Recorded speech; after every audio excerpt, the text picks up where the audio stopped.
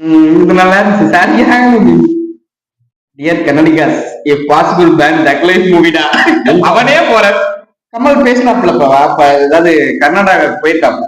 இந்த மாதிரி ப்ரொமோஷனுக்கு ஒவ்வொரு ஊரா போயிட்டு இருக்காரு. மலையாளத்துக்கு எந்த ஸ்டேட்டுக்கோ போயிருக்காரு.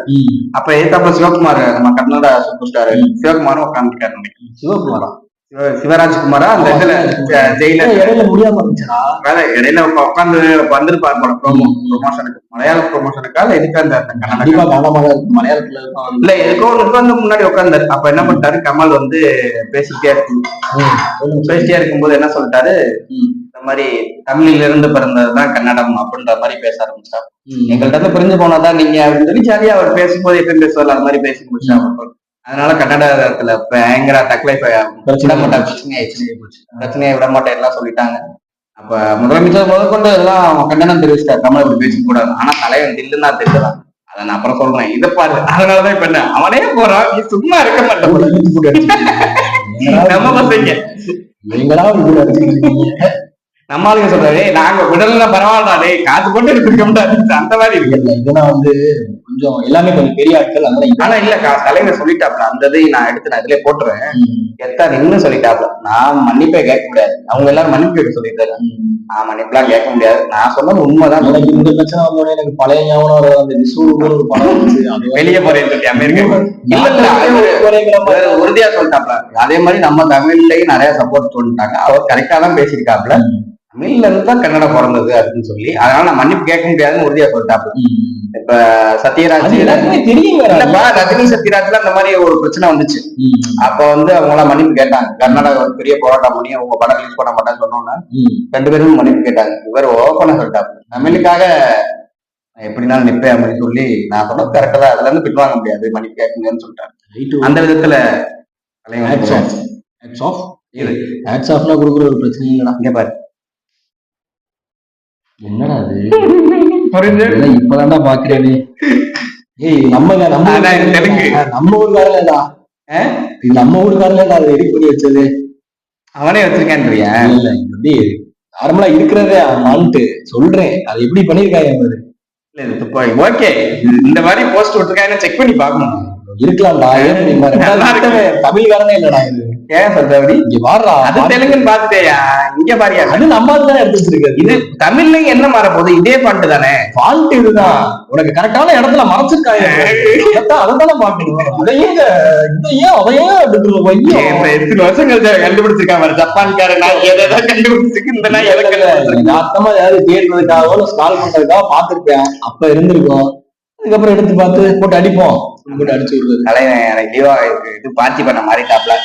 லியோ கேரக்டர் முடிஞ்ச ஐபிஎல் அடுத்த 9 மாசத்துக்கு மீன் பிடிக்க ரைடு ஓட்ட. இல்ல அவர்கிட்டே கேட்டாங்க நீங்க எப்ப ரிட்டையர் ஆக போறீங்கன்னு. அவர் என்ன சொல்லியிருக்காரு, எனக்கு இன்னும் டைம் இருக்கு, ஒரு 3 மாசம் பைக் எடுத்துட்டு ஒரு 4 ஏரியா பக்கம் சுத்தி பார்த்துட்டு யோசிச்சதுக்கு அப்புறம் தான் அவருக்கு ஒரு தெளிவு வருமா.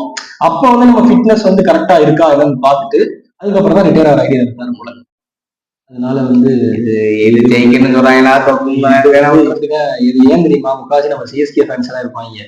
ஆர்சிபி ஜெயிக்க கூடாதுன்னு நினைக்கல, ஆனா தோக்கும். இதுல இது எப்படா எடுத்துக்கிறது, ஆர்சிபி ஜெயிக்க கூடாதுன்னு நான் நினைக்கிறேனே தவிர, ஜெயிக்க கூடாதுன்னு நினைக்கிறேனே தவிர தோக்கணும்னு நினைக்கல. ஜெயிச்சா ஒன்னும் ஜெயிக்கணும், இல்ல தோத்தா ஒண்ணு தோக்கணும். இது என்ன மனநிலைமை? ஏன் இப்படி இந்த மனநிலைமையில முதல்ல டாக்டர் போய் உண்மையில இருக்காங்க. நீ வா, முடிச்சதுக்கு அப்புறம் ஒரு ஆளை காமிக்கிறேன். நேற்று தான் குரூப்ல இந்த வீடியோ ஒண்ணு இப்ப இதுல பாசிபிலிட்டிஸ் இருக்கணும்ல. அதாவது ஜெயிக்க கூடாதுன்னு நினைக்கிறேனே தவிர தோக்கணும்னு நினைக்கலன்னா இது என்னையா வின் லூஸ், இது 2 தான் பாசிபிலிட்டிஸ்.